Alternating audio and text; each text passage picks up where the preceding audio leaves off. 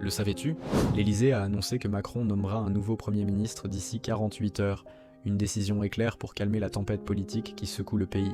Ce virage intervient après la démission de Sébastien Lecornu, troisième Premier ministre à quitter le navire en moins d'1 an. 3 en 12 mois, c'est plus qu'une crise, c'est un manège politique qui tourne à toute vitesse. Avant de partir, Lecornu a assuré qu'il existait une majorité au Parlement décidée à éviter de nouvelles élections.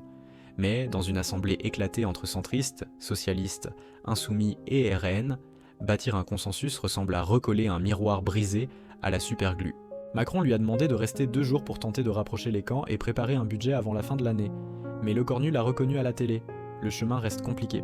Et pour cause, chaque parti regarde déjà vers 2027, chacun pensant plus à la présidentielle qu'au pays. Depuis les législatives anticipées Mofeka de 2024, aucun parti n'a la majorité. La dette publique explose à 114% du PIB, les réformes patinent et les gouvernements chutent les uns après les autres. Michel Barnier, François Bayrou et maintenant Lecornu, tous évincés par un parlement devenu une arène de gladiateurs politiques. À gauche, Mathilde Panot, LFI, réclame carrément la démission de Macron. À droite, Marine Le Pen annonce déjà qu'elle votera contre tout nouveau gouvernement. Et au centre, l'alliance entre républicains et macronistes, elle s'effrite à vue d'œil. Reste la grande question, qui aura le courage et la neutralité de diriger un gouvernement sans rêver de 2027?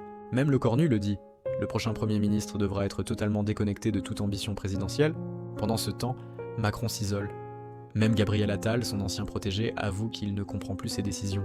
Silence radio du président depuis lundi, mais Lecornu promet, il s'adressera au peuple français en temps voulu.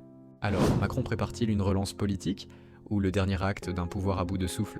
Dis-le-moi en commentaire, n'oublie pas le pouce bleu, et abonne-toi pour ne rien rater de l'actualité autrement.